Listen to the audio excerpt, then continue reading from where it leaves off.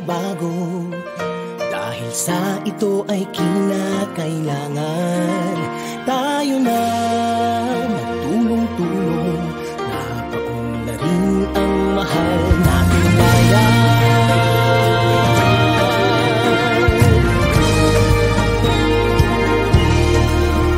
Panahon na magbabago at ayos ang mga dapat ayusin. Dapat lang maging tungkulin ng bawat mamamayan dito sa atin. Ng pagbabago patungo sa pag-asenso, magsikap ng mabuti at nang guminhawa tayo. Malaki natin sa mundo at ipamalas ang bagong Pilipino at bagong Pilipinas.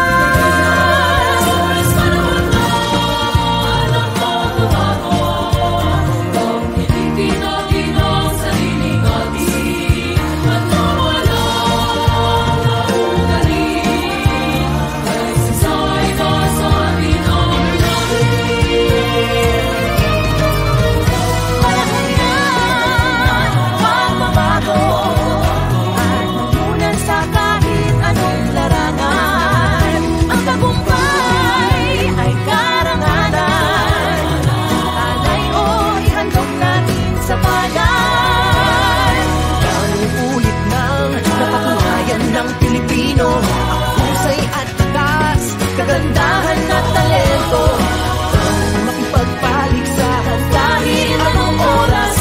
Bagong Pilipino at bagong Pilipinas.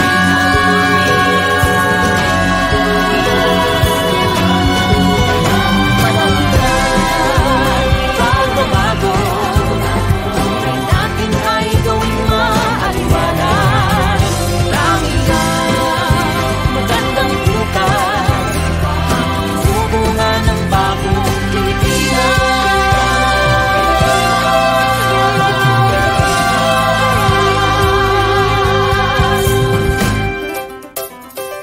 Panahon na. So pag-usapan natin ito mga kaibigan, ano? And bago natin pag-usapan ito ay baka naman yung mga video natin ay pwede nating paki-like and share, no, mga kaibigan. At habang tayo ay nagla-live stream, sabayan nyo na rin po ako ng LS. Kayo ay mag-like and share na rin po, mga kaibigan. Okay?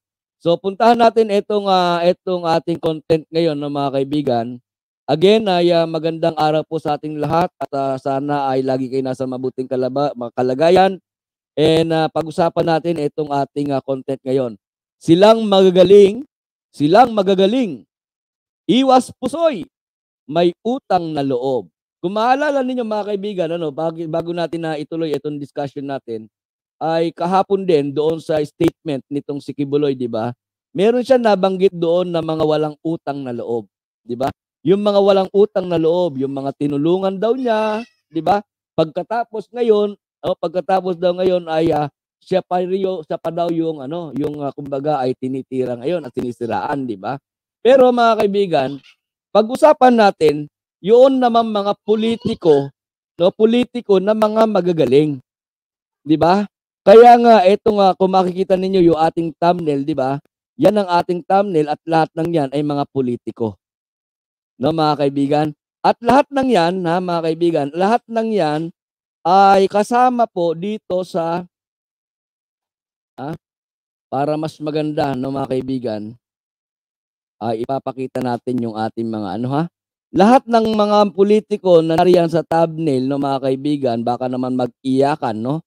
Mag-iyakan at sabihin nila bakit naroon yung kanilang mga pagmumuka, di ba? Kasi napaka-importante na pag-usapan natin ito at talaga namang hindi po maiiwasan na ilagay, 'di ba, yung kanilang mga itsura, yung kanilang mga face, 'di ba? Diyan sa ating thumbnail. Bakit? Kasi po kasama sila, lahat ng 'yan ay kasama dito sa tinatawag na mga ano, yung member po ng committee, no, member ng committee na pinangungunahan po nitong si Risa Hontiveros, 'di ba? Ito po yung committee na may kinalaman po doon sa paggalang at doon sa mga nabibiktima, 'di ba? Yung mga kababaihan, 'di ba mga kaibigan? Yan yung committee na hawak nitong si Risa Hontiveros. Siya yung pinaka-chairperson. Then nakalagay diyan mga kaibigan, ang kanyang vice chairperson ay yan si Nancy Binay, si Pia Cayetano, Cynthia Villar, Grace Po, no mga kaibigan. At ang kanyang mga ang vice chairperson ay si Nancy Binay, and then yung mga members of the majority, yan sina Pia Cayetano, Cynthia Villar, Grace Po, Amy Marcos, Robin Padilla, Rapi Tulfo, Bongo, JB Ejercito, Mark Villar, di ba? Ngayon, bakit ko po ito pinapakita sa inyo mga kaibigan? Di ba? Bakit ko po ito pinapakita sa inyo? Alam naman natin na mga kaibigan, na kapag mayroong mga committee hearing sa Senado, merong iba't ibang mga issue, di ba? Nakikita natin yung mga aktibo, no, yung mga aktibo ng mga senador, no, na uma-attend doon at katulong, di ba, sa pagtatanong, katulong sa pag-interrogate, di ba? Para mailabas nila yung katotohanan doon sa mga issue na kanilang pinag-uusapan. Tama? Pero nakakapansin mga kaibigan, mula po doon sa simula, sa first hearing, no, ng committee na pinangungunahan po ni Risa Hontiveros, no mga kaibigan, ay nag-iisa lamang. Di ba? Nag-iisa lamang itong si Senator Risa Hontiveros. Di ba? Noong first hearing, meron siyang nakasama. Ang nakasama niya ay wala pa po dito. Hindi pa kabilang doon sa committee na hawak ni Risa Hontiveros, di ba? Kaya nga ang mamamayan nagtatanong, asan yung mga kasama doon sa committee na pinangungunahan ni Risa Hontiveros? Di ba mga kaibigan? Asan sila? Asan si Nancy Binay? Asan si Pia Cayetano? Okay lang sana pag sinabi na hindi kasi mga active yung mga yan eh. Eh hindi po eh. Di ba? Lahat ng ito mga kaibigan ay active na active. Pagdating doon sa ibang mga usapin, halimbawa yung tulad doon sa Sogo, halimbawa tulad doon sa ano ba yun, yung sa Sugal, di ba mga kaibigan, yung sa PCSO, di ba? Nandoon si ang tawag dito, bakit ka wala dito, no? Wala dito. Pero pagka minsan lagi siya nagpupunta ron, di ba? Itong si Robin si Pia Cayetano nandoon din minsan, di ba? Oh, si Bongo nandoon din, di ba? Ano pa, lahat po mga kaibigan ng mga iba't ibang mga issue, no, galing po sa iba't ibang committee na pinag-uusapan sa Senado, makikita natin itong mga ito aktibo na roon. Di ba? Aktibo na roon. Yung sa usapin ng PI, nandoon si Amy Marcos. Di ba? Active. Di ba mga kaibigan? Active na active. O pero ang tanong, bakit pagdating doon sa committee na kung saan ang nakasalang ay si Kibuloy, bakit wala sila? Di ba bakit wala sila? Ito mga kaibigan, isa-isahin natin ha. Isa-isahin natin itong mga to, no? Itong mga naririto, isa-isahin natin ha. Okay. Alamin natin kung bakit, no? Alamin natin kung bakit, ano yung posibleng dahilan. Hindi natin sinasabi ito dahilan ha, mga kaibigan. Pero ano ang posibleng dahilan? Di ba? Hindi kaya totoong ang dahilan ay yung sinasabi ni Kibuloy, no mga kaibigan, na maraming mga politiko ang may utang na loob, di ba? Maraming mga politiko ang may utang na loob dito kay Kibuloy, no mga kaibigan. So, isa-isahin natin 'yan, ha? Isa-isahin natin 'yan. Asa na ba 'yan? Ito, I think this is not the one. 3 minutes. Yeah, I think this one.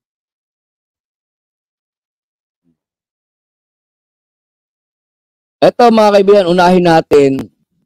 Ayo sa Senate President for signing Ang ginawa ko mga kaibigan, para hindi na tayo magpapatlang-patlang, ginawa ko ay pinagsama-sama ko na po yung mga video clips at saka mga picture, no, para hindi na po ako tanggal kabit, 'di ba? Sabi nga sa inyo ay pinag-aaralan ko ang lahat para maging maganda yung ating presentation, no, mga kaibigan.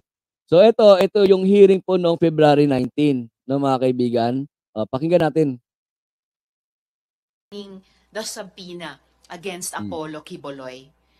My office has made it our policy to put the voices of women and children first, to put the voices of the victim survivors at the center. And I'm glad that our institution, under the current Senate leadership, has made it its policy too. Gandang hapon. So yun mga kaibigan, di ba? Ayun yung February 19, yung last na hearing sa Senado, no, na kung saan ay wala din po doon wala din po si Quiboloy, di ba? Pero bakit wala? Kasi nga late na po na nagawa o napirmahan yung tinatawag dito? Late na napirmahan yung tinatawag na subpoena, di ba? Ngayon sabi ko sa inyo kanina, alamin natin ano ba yung mga posibleng dahilan, no? Bakit wala po yung ibang mga senado na kabilang doon sa committee na pinangangasiwaan nitong si Risa Hontiveros, 'di ba? Unahin natin halimbawa itong si Cynthia Villar, no mga kaibigan, si Cynthia Villar aktibo 'yan. 'Di ba? Aktibo 'yan nang pagkaminsan doon sa ibang mga committee hearing na doon 'yan, 'di ba? Humaharap 'yan, aktibo rin 'yan, 'di ba mga kaibigan? Pero bakit wala doon sa pagharap doon sa hearing kung saan ay sangkot ang pangalan ni Quiboloy? 'Di ba? Posible kaya mga kaibigan yung sinasabi ni Quiboloy na marami ang mga politiko na may utang na loob sa kanya. Di ba? Alamin muna natin kay Cynthia Villar. Po sa inyong lahat, ako po ay nagagalak na makasama kayo ngayong hapon dito sa napakagandang pagtitipon at magandang mensahe ni Pastor Quiboloy. Kami po ni Pastor Quiboloy ay magkaibigan, matagal na, at palagi po akong pumupunta sa kanyang birthday sa Davao City. Kaya we're always together. And palagi niya po akong iniimbita dito sa Inares Center para sa kanyang pagsasalita sa ating mga kapatid taon-taon. Kaya I'm very much at home here. Ako po ay nagpapasalamat sa pag-imbita sa akin ni Pastor Quiboloy. Tama bang sabihin na yung minority? Yun mga kaibigan. So yun na kay Senator Villar, Senator Cynthia Villar mga kaibigan, di ba? Lagi pala siyang iniimbita nitong si Pastor Quiboloy. Lagi siya nagpupunta doon sa at ang sabi pa ni Cynthia Villar, sila daw ay matagal nang magkaibigan ni Pastor Quiboloy. Di ba? And remember, doon sa statement ni Pastor Quiboloy, ang sabi niya ay marami daw yung mga walang mga utang na loob. Di ba? Siyempre, kapag magkaibigan kayo, matagal na kayo magkaibigan, di ba mga kaibigan? No, natural, dapat tumanaw ka ng utang na loob. So bakit ka a-attend doon sa hearing? Di ba? Pero ito nakakatawag ng pansin. Merong isang senator na hindi naman po kabilang, hindi kabilang doon sa committee na hawak ni Risa Hontiveros. Pero ito nung unang araw kasama niya. 'Di ba? Ito nung unang araw kasama niya. Bakit? Bakit sinamahan niya si Senator Hontiveros? Ano ba yung kanyang paniniwala? Pasok. Hindi minority black, but si Senator Risa Hontiveros. And of course, nung narinig ko yun, ang tanong ko lang naman sa kanya, meron kang affidavit, may ebidensya. Sufficient na to start an investigation. So nakita niyo yung mga initial set of evidence? Hindi pa, but kinonfirm ko lang sa kanya. And she assured me na meron. Are you going to participate sa mga hearings? Yes, depends on the schedule.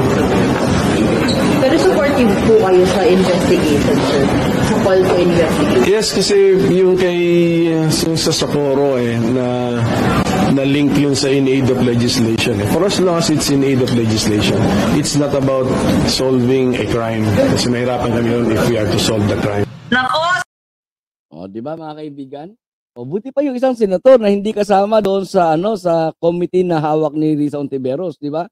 Sabi niya ay he will be very supportive, 'di ba? Dahil unang-una ay may mga ebidensya daw, 'di ba? Pagkatapos ito naman ay hindi po para litisin si Kibuloy kundi in aids of the legislative, 'di ba? Eh sabi pa nga ng mga kaibigan, 'di ba? Hindi naman para resolbahin yung crime. Mahihirapan sila kapag gano'n, no mga kaibigan, kundi para lamang in aids of legislative, 'di ba? At sinusuportahan niya si Risa Hontiveros, no mga kaibigan. Pero ang nakakatawag ng pansin, sabi ko nga, yung mga member, 'di ba? Yung mga member yung kasama doon sa committee na hawak nitong si Senator Risa Hontiveros, no mga kaibigan, na dapat sana makatulong niya lagi, 'di ba? Makatulong niya at laging naroon para mag-interrogate, para mag-imbestiga. Pero wala sila. Yung unang araw, tapos yung pangalawang araw. Yung pangalawang araw, merong isang umattend. Hindi pa nakinig. Tinulugan lang yung committee hearing, 'di ba? At nung magsalita, tinakot pa. Tinakot pa yung mga biktima, tinakot pa yung mga witness, 'di ba mga kaibigan? O ito, puntahan naman natin itong si Amy Marcos, mga kaibigan. 'Di ba?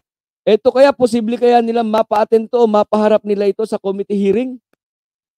Ano ba si Amy Marcos, mga kaibigan? Ano ba ito ni Kibuloy? Pasok. Sa ating kagalang-galang at kagalang-galang daw, sabi ni Amy. butihing Pastor Kibuloy.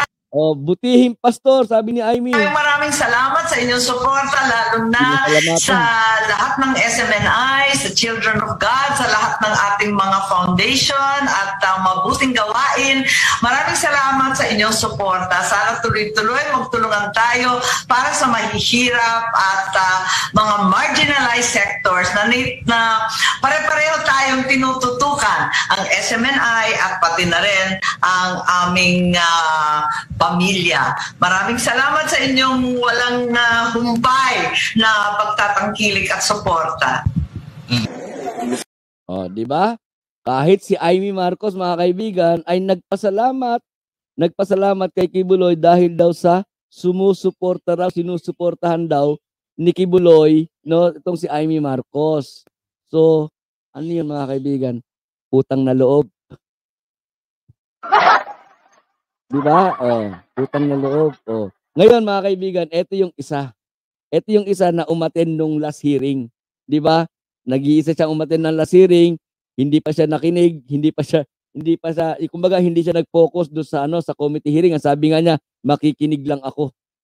Ngayon nung magsalita siya, iba na yung sinabi niya. Tinakot pa yung mga witness. Di ba, mga kaibigan? Sino yan? Si Robin Padilla. Tingnan naman natin. Ito si Robin Padilla, may utang na loob din kaya ito? May utang na loob din kaya dapat tanawin ito kay Pastor Kibuloy? Tingnan natin. Siyanik ang mga sinasabi talaga ni Pastor. Kaya maraming salamat po, Pastor. Sana po pag nagkita po tayo uli, meron po kayo uli na pronouncement na maganda para sa bayan. Di ba? Si Robin Padilla yung, mga kaibigan, may utang na loob din pala kay Pastor Kibuloy. And remember, di ba, doon sa statement ni Robin Padilla nung 19 doon sa last hearing sa committee hearing sa Senate, mga kaibigan, di ba? Sinabi niya na matagal na rin daw silang magkaibigan. Matagal na rin daw silang magkasama ni Pastor Kibuloy. So sino yan? Si Cynthia Villar, magkaibigan. Si Amy Marcos, sinusuportahan ni Kibuloy. Si Robin Padilla, ganun din, di ba? Puntahan natin si Bongo, mga kaibigan. No, puntahan natin si Bongo. Ano naman ang pahayag nitong si Kibuloy pagdating dito kay Bongo? Yung napag-usapan namin kuminsan, nasasabi ko nga na Mayor, wala talagang ibang makapagpapatuloy nito kung hindi tatakbo si Mayor Inday ng pagkapangulo, kundi si Senator Bongo. Napag-usapan namin yon. So, ngayon, nagkatotoo na nga. At saka ako, kung tatanungin ninyo kung saan ako, kung ano ang desisyon ng ating Pangulo, nandoon ako. Kaya, di ba, mga kaibigan? Di ba, mga kaibigan? So, more or less, mga kaibigan, ay lahat ng ito na mga kasama ni Senator Risa Hontiveros doon sa committee na kung saan ay ito yung nag-iimbestiga tungkol po dito sa mga reklamo kay Pastor Kibuloy, pero ginagawa nila ito, sabi nga ginagawa nila ito mga kaibigan in aid of legislative, di ba? Pero ang tanong no mga kaibigan, bakit wala sila? Bakit wala sila? No? O, di ba? Dahil sabi nga ay mga kaibigan, matatagal nang kasama nitong si Apollo Kibuloy, di ba? O balikan natin yung subpoena mga kaibigan. Balikan natin yung subpoena, no? Di ba? Sabi nga nung February pa daw halos 2 linggo na nakabinbin yung subpoena doon sa lamesa. Di ba? Sa lamesa nitong si Zubiri mga kaibigan, di ba? Ang tanong, bakit late na niya napirmahan? Di ba? Sabi niya nasa Visayas daw siya. No? Sabi niya 'yon, di ba? Nasa Visayas daw siya. Pero hindi ka talagang pinending lang. No, hindi kaya talagang pinending lang ni Zubiri mga kaibigan yung pagpirma doon sa subpoena. Bakit? Kasi magkaibigan din pala eh. Di ba magkaibigan din pala itong si Miguel Zubiri na matagal ng panahon na. O kita nyo dito sa nakuha natin, no? Former pa siya dito, former senator pa. No. Former Senator Miguel Zubiri, a long time Kibuloy friend. O, di ba mga kaibigan? Hindi kaya talagang sinadya, mga kaibigan, hindi kaya talaga sinadya na ibinbin yung tinatawag na subpoena, yung pagpirma sa subpoena, dahil nga sa magkaibigan, long time friend, ika nga mga kaibigan, no? And hindi lang yan, ha? Meron din tayong mga nakuhang picture mga kaibigan, ha? O, kita ninyo dito, oh. Dito batang-bata pa si Zubiri mga kaibigan, ha? Papakita ko lang sa inyo, ha? Oh, see? See mga kaibigan, di ba? Dito batang-bata pa si Zubiri. Dinalaw niya yung anak ng yung may-ari ng sanlibutan, yung anak ng Diyos, yung anointed one. Di ba? Dinalaw at kinamayan nitong si Zubiri mga kaibigan. Di ba? O sabi nga ay ito nagpapatunay na talagang long time na magkaibigan itong dalawa. Di ba mga kaibigan? And hindi kaya ito ang dahilan kung bakit bininbin niya ng gusto. Di ba? Yung pagpirma doon sa subpoena. Kaya nga yung subpoena na ilabas lamang noong February 19 kung saan ay dapat naka-schedule na pupunta si Kibuloy, pero hindi nga po nakapunta dahil inilabas ang subpoena 19 na. Ang committee hearing ay 19. Di ba mga kaibigan? Pero anyway, nabanggit ko nga sa inyo kahapon, di ba, ay may bagong subpoena na po. No? May bagong subpoena na para sa March 5 na ito ang aabangan natin. No? Kung pupunta, ito mga kaibigan, ito ang kaabang-abang sa March 5 na committee hearing. Unang-una, pinadalhan ng subpoena itong si Kibuloy. So ang tanong, makakapunta kaya si Kibuloy? Pangalawa, marami na po tayong naglalantad ng tungkol doon sa mga kasama nitong si Senator Hontiveros doon sa kanyang committee na hawak. Di ba? So ito, pinag-usapan na rin ng ibang mga vlogger, kumbaga ay na-content na rin ng iba, kinu-question na rin bakit wala sila, di ba? So sa March 5, mga kaibigan, titingnan natin. Una, a-attend ba si Kibuloy? Pangalawa, a-attend na kaya at tutulong na kaya itong mga senator na nabanggit na ito, mga kaibigan? Titingnan natin yan, ha? Puntahan natin si Nancy at saka si Pia Cayetano, mga kaibigan. Ha? At saka si Grace po na rin. Sama na rin natin si Grace po. No, mga kaibigan. Okay? Ano dahilan? Anong posibleng dahilan? Bakit wala sila doon sa una sa pangalawang hearing? No? At tanging si Senator Hontiveros lamang yun naroon, mga kaibigan. Dito, sabi dito on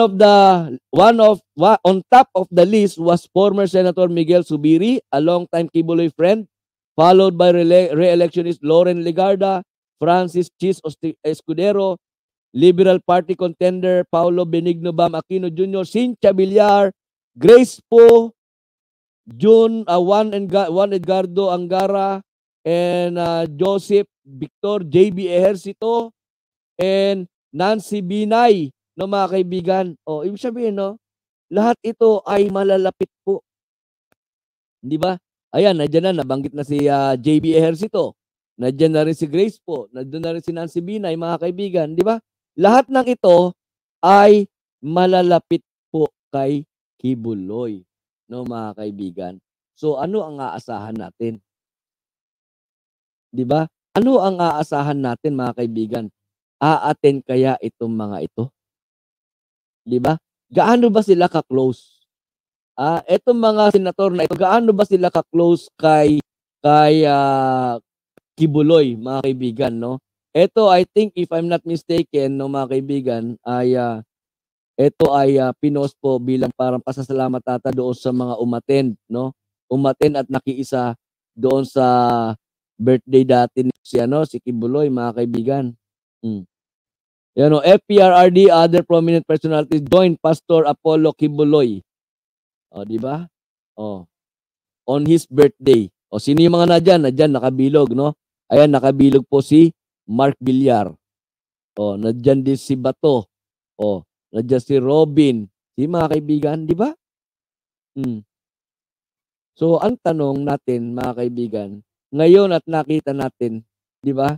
Ngayon at nakita natin yung mga dahilan, yung mga posibleng dahilan, at ngayon pwede natin sabihin na hindi lang po ito posibleng dahilan, kundi maaari natin sabihin na ito talaga dahilan kung bakit ayaw nilang makipagkaisa kay Senator Risa Hontiveros pagdating doon sa pag-iimbestiga doon sa mga sumbong na mayroong mga biktima, tapos mayroon din mga witness, di ba? O, ayaw nilang suportahan si Risa Hontiveros. Bakit? Kasi nga lahat sila malapit. Di ba? Si Nancy Binay, Pia Cayetano, Cynthia Villar, Grace Po, Amy Marcos, Robin Padilla, Bongo, JB Ejercito, Mark Villar, lahat sila malapit. At lahat sila merong utang na loob na dapat tanawin kay Pastor Apollo Kibuloy, mga kaibigan. Di ba? So ano pa yung ating aasahan ngayon? Di ba? Asa pa ba tayo? And kung pag-aaralan natin ng mga kaibigan, di ba? Nakita natin inilabas yung subpoena para po sa March 5 dated February 19 ng mga kaibigan. Pagkatapos na mailabas yung pirmado ni Subiri na subpoena para kay Kibuloy, ay naglabas naman ngayon ng statement etong si Kibuloy. Di ba? May kaugnayan kaya yun, mga kaibigan? Di ba? May kaugnayan kaya o nagkataon lang? Di ba? May kaugnayan kaya o nagkataon lang? Di ba, mga kaibigan, na pagkalabas ng subpoena para sa March 5, nagsalita naman si Kibuloy, na mga kaibigan. Ngayon, eto, doon sa statement ni Kibuloy, mga kaibigan, puntahan naman natin ngayon ang sagot nitong si Senator Risa Hontiveros, mga kaibigan, doon sa statement ni Kibuloy. Mga kaibigan, ito, pakinggan natin sa inyo ay humarap sa mga legal na victim. Ang hinihingi lang sa inyo ay humarap sa mga legal na proseso, kasama ang proseso ng Senate investigation.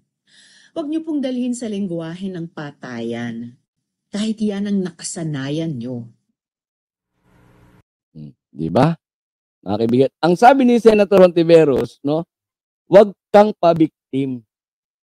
Kasi doon sa statement ni Kibuloy, mga kaibigan, lumalabas kasi doon, pabiktim etong si Kibuloy. Di ba?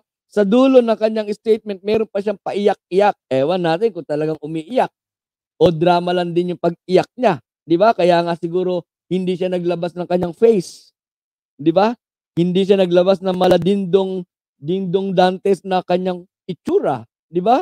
Yung machete na Kibuloy, hindi niya inilabas, kundi boses lang talaga.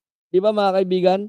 umiiyak siya. Ewan natin kung totoong umiiyak. Pero ang sabi ni Senator Hontiveros, huwag kang pabiktim. Ang hinihingi lang naman sa kanya, mga kaibigan, ay humarap sa Senado. Di ba? Ayaw humarap. Ngayon, meron na siyang subpoena. Titingnan natin. Titingnan natin ngayon, mga kaibigan, sa susunod na committee hearing kung dadalo na o magmamatigas pa rin etong si Kibuloy. Ngayon, ano ang pwedeng mangyari kapag siya ay patuloy na nagmatigas? Di ba? Ano ang pwedeng isipin ng taong bayan kapag patuloy na nagmatigas etong si Pastor Kibuloy? Pakinggan ninyo, pakinggan natin yung sinasabi po ni Senator Gatchalian. Meanwhile, for Senator Sherwin Gatchalian, it only means Kibuloy is guilty if he flees from authorities. Sa mga nakikita ko sa mga kaso in the past, kung nagtatago ka, guilty ka na kaagad eh. Fight means guilt. Importante dito ay sundan ang proseso at nasa kapangyarihan ng ating institusyon, ang Senado, na mag-issue ng subpoena. At lahat naman ho ng Pilipino pag ini-issue ng subpoena ay sumusunod. Dahil yan talagang sistema natin. Para marinig ka, ma-defend mo yung sarili mo, masabi mo yung gusto mong sabihin, at mapaliwanag mo kung ano yung mga akusasyon sa iyo. Kung gagawin ng CIA. Wait lang, mga kaibigan, nagmamadali ka na naman eh. Di ba? Ano sabi ni Senator Gatchalian, mga kaibigan? Normal na proseso yon, di ba? And normal din kapag merong isang Pilipino ay pinadala ng subpoena, talagang uma-attend, di ba?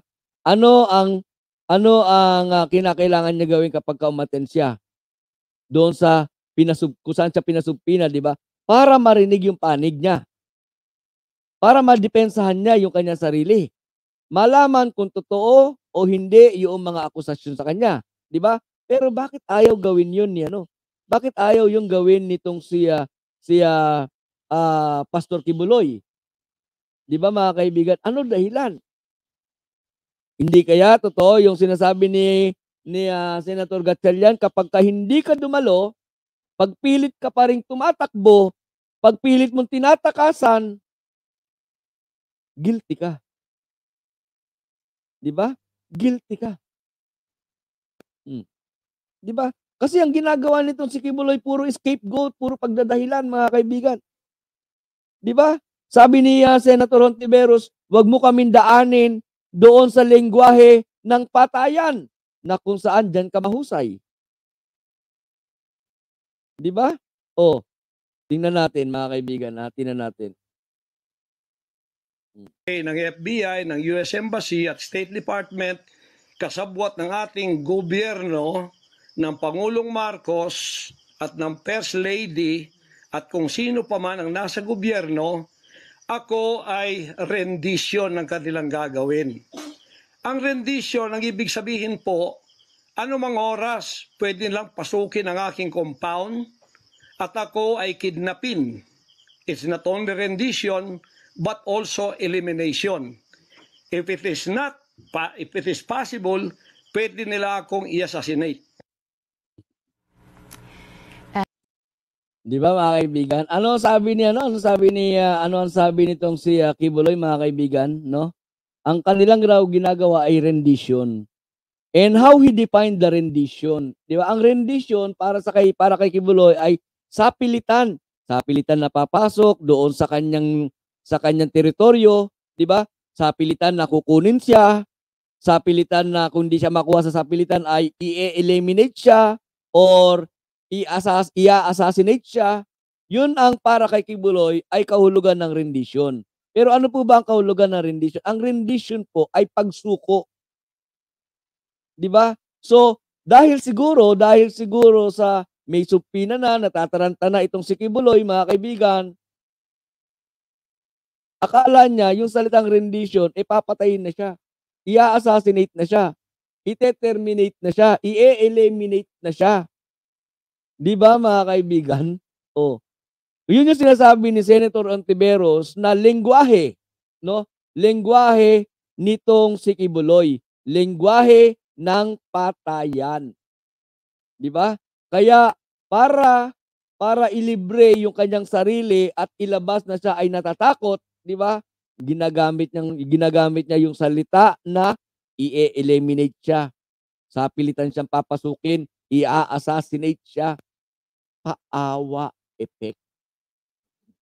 Di ba mga kaibigan? Oo. Paawa effect. Okay? So yun ang ating yung napag-usapan ngayon mga kaibigan At titingnan po natin sa March 5 sa susunod na sa ikatlong pagdinig sa committee hearing sa Senado kung pupunta ba etong si Kibuloy at etong mga magagaling na mga senator, mga kaibigan, na isa sa isang tabi ba nila yung pagiging kaibigan at malapit kay Kibuloy at a-attend din sila doon sa committee hearing. Magpapakita rin sila ron. Magpapakita sila ng suporta doon sa pinaka-committee president na si Risa Hontiveros. At makikiisa para alamin ang katotohanan doon sa mga sumbong ng mga biktima at pahayag ng mga witness, di ba? Aalamin natin 'yan, mga kaibigan. Aalamin natin at aabangan natin 'yan sa March 5. No, mga kaibigan. Okay? So, kung meron po kayong mga karagdagan na mga komento, kung meron kayong mga karagdagan mga opinyon ukol dito sa napag-usapan natin ngayon, mga kaibigan, ay please mag-comment lang po kayo diyan sa comment section sa baba para sa ganun ay babasahin natin at mapag-usapan natin sa mga susunod, no, mga kaibigan. Okay? And don't forget to like and share po yung ating mga video, okay? Maraming salamat at pangarap para sa ating bansa ay ipagkaisa muli ang sambayanang Pilipino. Ipagpatuloy natin ang ating nasimulan ngayon. Nang sa ganun, ang Pilipinas ay pararatingin natin hindi sa ating pinanggalingan, kung hindi ay papasikatin pa natin ang ating mahal na Pilipinas. Para tayo ay haharap sa buong mundo at sasabihin muli natin at isisigaw natin sa kanilang lahat, ako ay Pilipino, taas noo kahit kanino.